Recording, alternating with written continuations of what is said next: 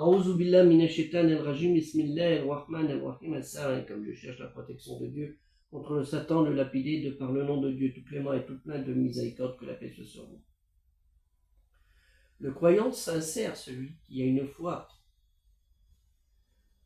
armée comme du béton, dans l'unicité divine d'un Dieu unique, non engendré, qui n'a pas engendré, qui est exalté soit-il, qui est le plus juste des juges, ce croyant le fait avec amour et crainte, dans cette obéissance de l'obédience, dans cet assujettissement qu'il a profondément dans son cœur, de cette croyance dans un Dieu unique, dont il croit fermement.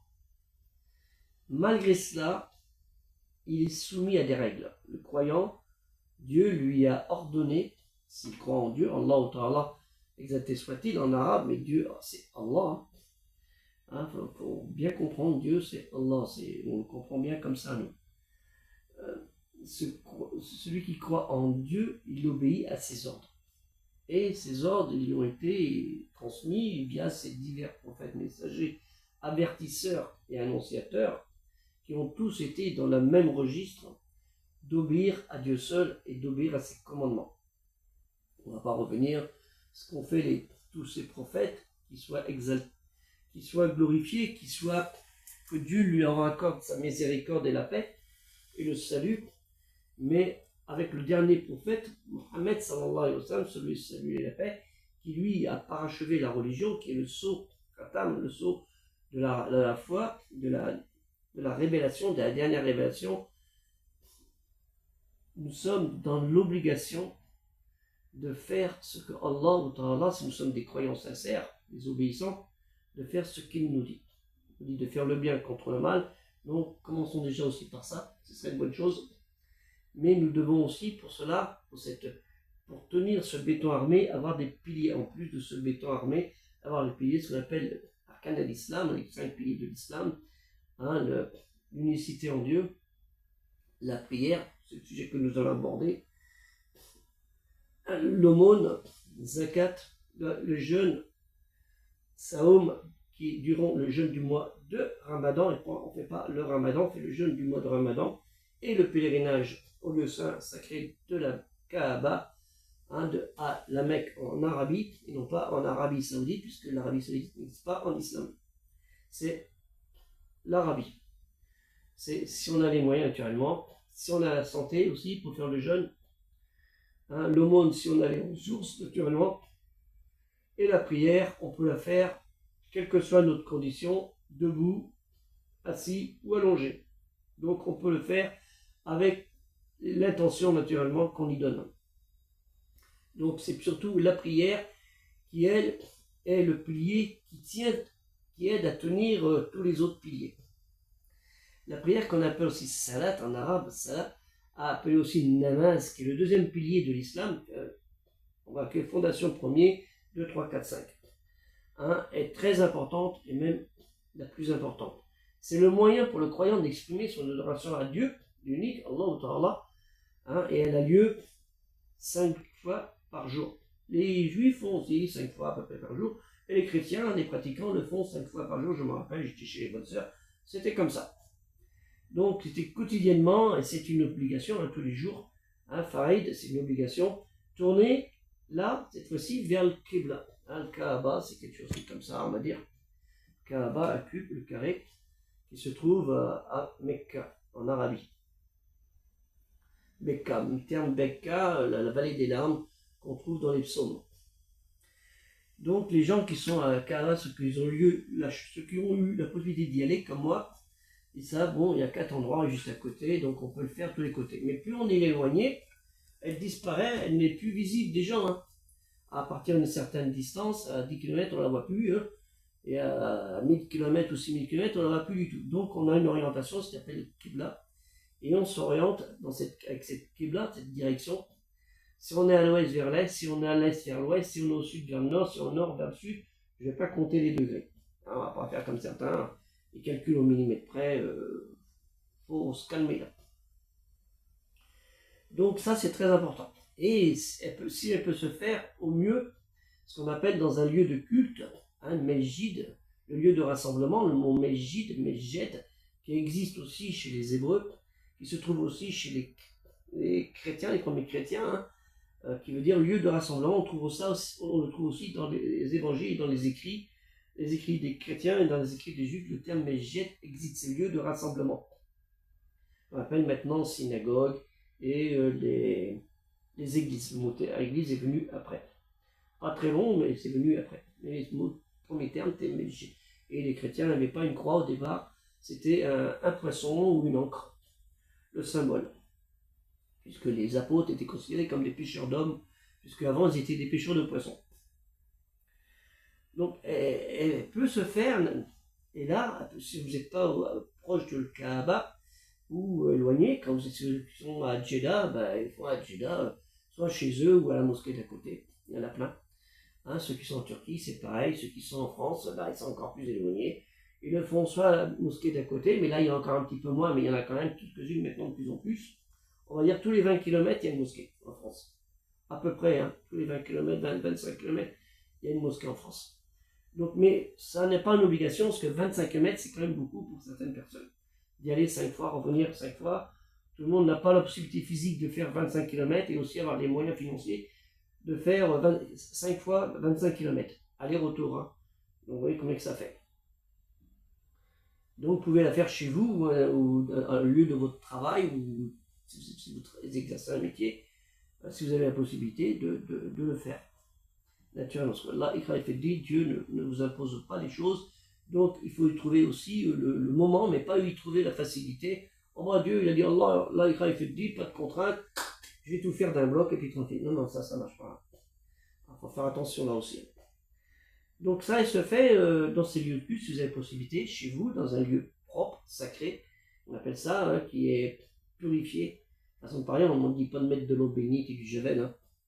Hein. Faut arrêter ça. Et aussi, dans le lieu, elle se fait à des moments aussi propices, les 5 fois par jour, mais aussi au moment de 2 fêtes. Et on a 2 fêtes, celle de la grande fête, l'Aïd el-Kébir, l'Aïd el-Adra, la fête du sacrifice, et la fête de la rupture du jeûne, l'Aïd el-Fitr, qui se fait à la fin du mois de Ramadan, parce qu'on jeûne le mois de Ramadan, hein, on ne jeûne pas le Ramadan, on jeûne le mois de Ramadan, Ramadan.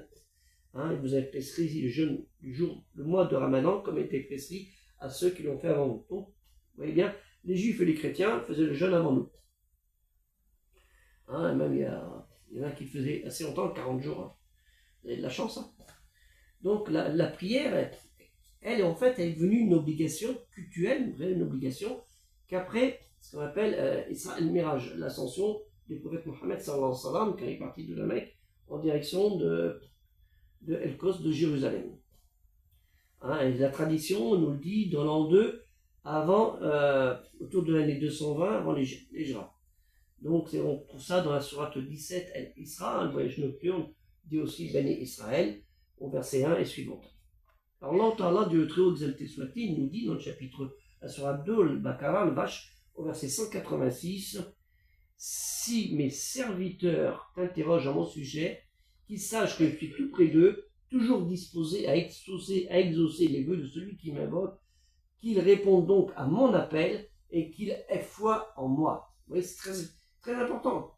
Prière, invocation, répondre à l'appel, le temps de la prière, et qu'ils aient foi en moi, afin qu'ils soient guidés vers la voie du salut. Hein, tout ça, on dit dans le Fatiha, il y en a sirata mustaqim, dirige-nous dans le bon chemin.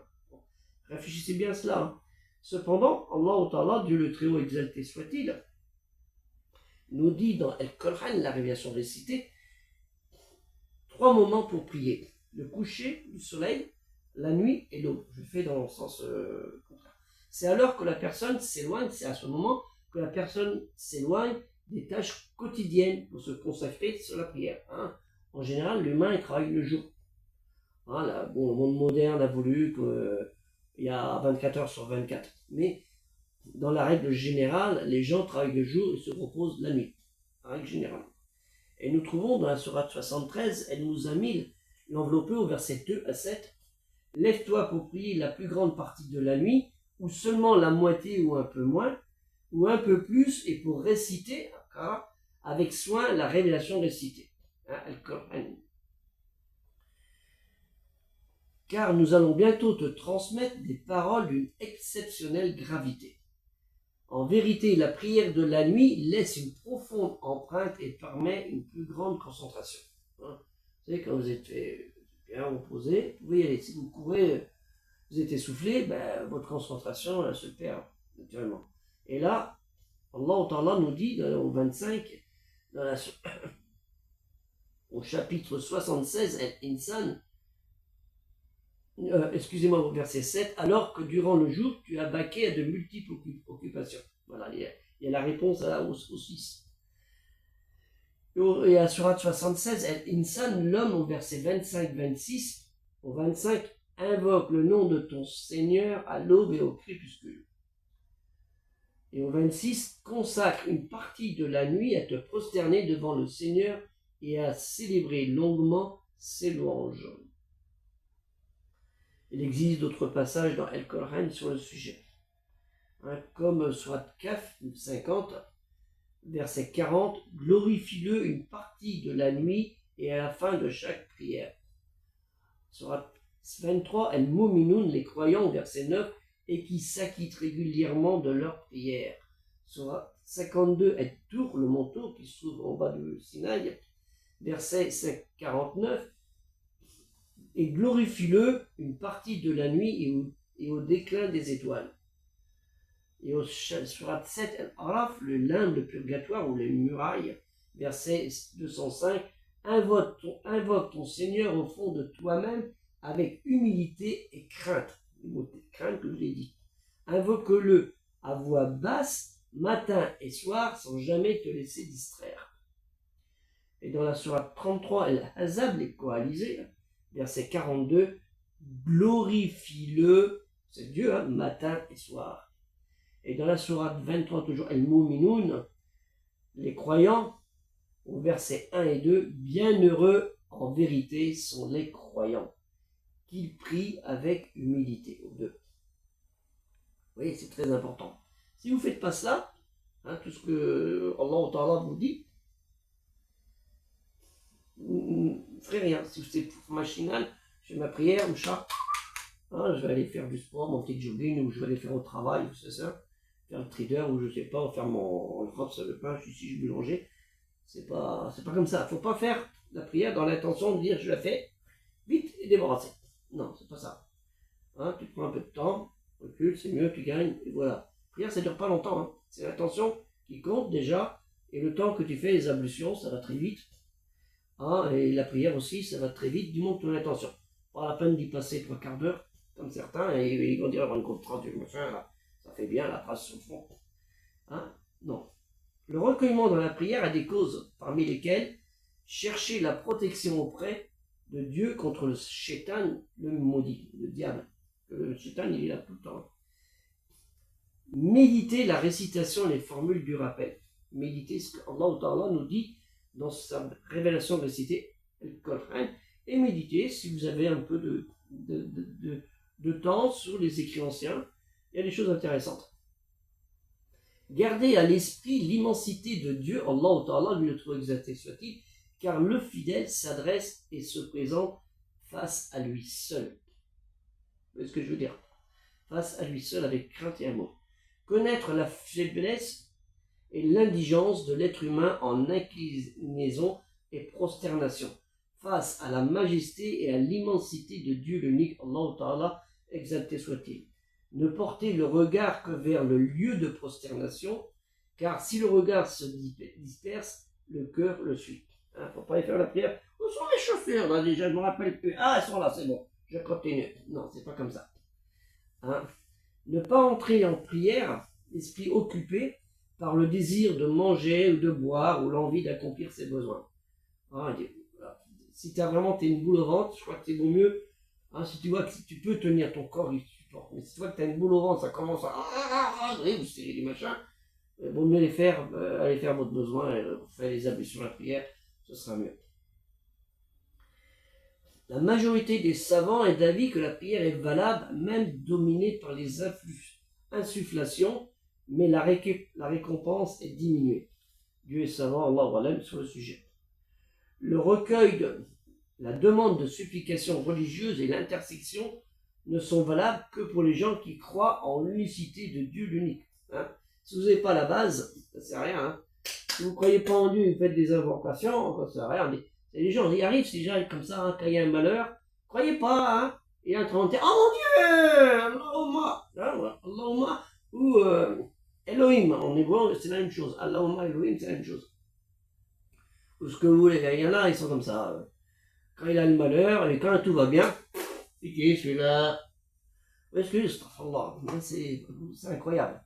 Et d'après Jabir, que Dieu l'agrée, a dit, après la bénédiction de Dieu, que le prophète Mohammed, sallallahu alayhi wa sallam, que la bénédiction de Dieu, c'est sur lui, certes, entre un homme et l'association et la mécréance et l'abandon de la prière. Plus vous abandonnez, plus vous allez retomber dans l'association et la mécréance. Et d'après Boureda, que Dieu unique l'agré, va dire Allah, le prophète Mohammed, sallallahu alayhi wa sallam, celui la paix, a dit, le pacte qui est entre nous et eux est la prière. Celui qui la délaisse aura certes mécru. Et il faut faire très attention, hein, parce que c'est le pilier central. C'est l'un des piliers, c'est la fondation, et après c'est ce pilier qui maintient tous les autres. Et naturellement, pour cette prière, pour qu'elle soit valide, une validité, il faut remplir quand même des causes. Hein, c'est l'islam, l'obéissance d'obédience, c'est-à-dire la prière n'est valable, n'est pas valable, par exemple, pour celui qui mécroit. Ça vaut pas la peine. Hein, celui qui fait la prière, qui va faire des bougies après pour le marabout ou la secte machin, c'est pas la peine qu'il va y prier sibou machin, sibou bidule, c'est pas la peine, ça sert à rien. Il a tout perdu. Et il y a aussi la distinction, c'est lorsque l'enfant a atteint l'âge auquel il comprend la question et sait formuler la réponse. Hein, c'est l'âge de raison. Hein. Alors, comme on lui demandait combien il y a de jours dans une semaine. Il dit, bah, je sais pas. Bah, alors, vous voyez ce que je veux dire, c'est ça aussi l'âge de raison. C'est très long, 2 mois dans l'année. Ainsi, on ne dit pas à un enfant qu'il n'y a pas de distinction de faire la prière, mais on lui dit, regarde comment on fait la prière. Hein, d'abord, tu ne dis pas à un gamin, tu fais la prière s'il ne sait pas déjà combien il y a de jours dans la semaine, combien il y a de mois dans la semaine, et les jours de la semaine, c'est quoi, et ainsi de suite. S'il n'a pas l'âge de raison, ça ne sert à rien, tu fais une machine. Ah, c'est pas la peine, tu fais une machine, il peut faire n'importe quoi, ça ne sert à rien. Il faut avoir l'âge de raison, l'âge de raisonnement, il faut bien comprendre pourquoi il a fait. Malheureusement, ce n'est pas souvent le cas. On les voit, des enfants malheureux, on leur fait des trucs comme ça, c'est pas bon. Et aussi, il y a également une condition aussi, c'est d'être sain d'esprit et de pas être fou. Hein. Quand on est un marboule, si tu as un petit problème dans le cerveau, hein, ça arrive, un handicap, t'es pas... En France, il y a une législation qu'ici, il y a quelqu'un fou, on ne peut pas le mettre en prison, on le soigne, hein, même en islam, c'est la même chose. Et la France a gardé cette loi musulmane, elle l'a gardée, il faut le savoir. Et aussi la purification hein, des polluants.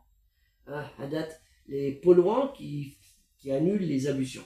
Donc tu fais ton ablution, ah bah tu recommences, hein, t'es nu, t'es fesses, enfin bref, tu recommences, ou quand tu es en période de pollution, d'impureté majeure, hein, tu as une relation avec ton épouse, hein, pas la copine, avec ton épouse, ou les menstrueux, les gaz, des choses comme ça, les gros abus. Hein, tu dois refaire quand même des choses, tu dois bien nettoyer. Donc ça c'est les ablutions mineures, hein, les gaz, hein. Mais un rapport sexuel, charnel, ça tu te fais lodo couché. C'est important. Et aussi, il y a aussi la pureté des vêtements. Hein, tu vas parler avec Sbelt pour faire la prière. Hein. La pureté du corps, aussi c'est important, de l'emplacement de la prière, comme j'ai expliqué, et ce qu'on porte sur soi. Les vêtements, c'est important d'avoir des vêtements propres, à le possible, au cas ça peut dépoussiérer. Hein. Voilà, même le prophète Mohammed il a expliqué, hein, quand il y avait une urine, il nettoie, et puis les choses, et voilà, et puis c'est bon. Hein. Et ainsi qu'on a... Si on a une poche, dans sa poche, un morceau de tissu entaché, comme l'urine, je vous expliquer, et qu'on le prie avec la prière, ça c'est pas valable, donc il faut bien nettoyer avant. Couvrir sa zone de pudeur, hein, tu vas pas y aller en string hein, à faire la prière. Hein, celle des hommes va du nombril au genou, hein, tandis que la femme de se couvrir tout le corps, hein, c'est là le visage il apparaît, il ne faut pas cacher, hein. Ça c'est il y en a qui ont un câble. La femme sauf leur visage et leurs mains avec ce qui cache la couleur de la peau. Ah, il y en a qui mettent des grands carrément, en plein été, on met des grands, on cache, c'est bien, on cache tout, un grand sac machin de pommes de terre, tu fermes, là, tu laisses ton peu caché, et c'est bon. Faut arrêter. Hein. Et celui qui... Donc c'est important pour l'homme, il ne faut pas que tu montes le trait de ta fesse, là. Tu as une hauteur à respecter. Hein, et ne pas croire, celui qui prie va savoir que le temps de la prière a commencé. Hein, il faut qu'il arrive dans une période de temps. Il y a un temps de la prière. Il y a prière, il y a un temps de prière. Ne pas croire qu'un des actes obligatoires de prière est un acte recommandé. C'est une obligation, l'acte de prière. Hein, c'est recommandé, mais c'est une obligation, c'est quelque chose, elle est obligatoire, la prière. C'est pas dire, oh, tiens, c'est recommandé, je fais aujourd'hui, je fais pas aujourd'hui. Non, non, pas ça. Et comme je vous avais dit au début, faire face à la direction de Qibla, direction, il s'agit de Kaaba, hein, à Mecca, la maison sacrée, hein, la maison honorée par Allah Ta'ala, Dieu très haut, et ça a été soit-il, avec Abraham et Ismaïl. Ça c'est important, mais pas au degré près, au millimètre près. Hein. Par conséquent, celui qui délaisse l'une de ces conditions, sa prière, selon les juristes, pas moi qu'elle dit, n'est pas valable. Après, il y en a qui vont plus dans le détail.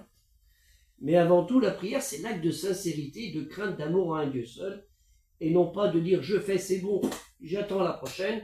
Et il ne faut jamais agir ainsi, car tu ne sais pas si entre tes deux prières, si Dieu a décidé que ta vie s'arrête d'un coup comme ça arrive pour certaines personnes. Hein. Et celle que tu viens de faire, hein, tu te dis, voilà, j'ai fait ma prière, mais en pensant que ce sera la dernière prière. Donc agis donc sur cela comme si c'était ta dernière prière, parce que c'est très important. Hein.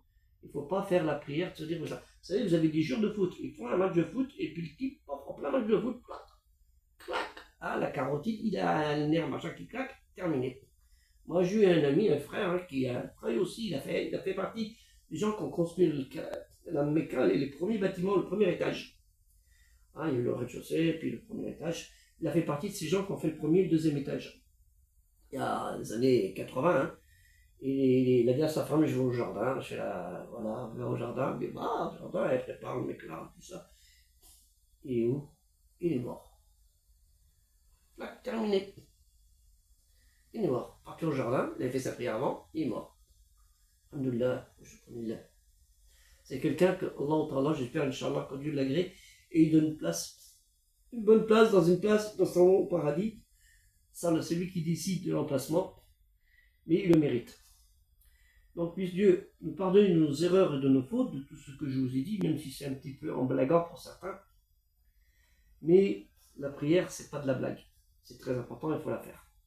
Que la paix soit sur vous, assalamu alaikum, et surtout aider le projet culturel musulman universel, qui est un projet pour aider les gens à comprendre au plus simple la religion qui est très simple. Notre religion est très simple. On ne cherche pas de la complication. Il n'y a pas la complication de la religion. Elle est très simple. Mais vous avez tout dans El Coran, comment faire la prière. Les ablutions, la prosternation, les invocations. Il y a tout dans El Coran.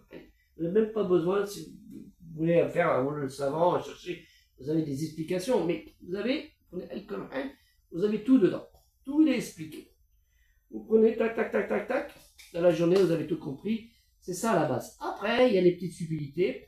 Hein, il y a selon les écoles madhab, les écoles sur les sunnites, et selon les 4 écoles, enfin il y en a 5, hein, souvent les gens oublient les ibadites, et les écoles qui vous disent ce qui est comment faire. Parce qu'aucune ne fait la même chose pratiquement. Vous voyez, donc peut-être votre voisin qui fait la prière à côté, il est peut-être pas il est du sunnisme, mais il n'est peut-être pas du de la même école de jurisprudence. Et puis vous pouvez avoir des chiites aussi qui font aussi différemment. J'ai eu l'occasion de côtoyer ces gens-là à l'époque de Neuf-le-Château, vous voyez ce que je veux dire, l'ayatollah Khomeini, là. Donc c'était comme ça. Ils y fait différemment. Mais bon, les Brétis, hein, c'est leur niya, chacun, on ne va pas légiférer là-dessus et les critiquer. Que la paix soit sur vous, et aider le projet culturel musulman universel.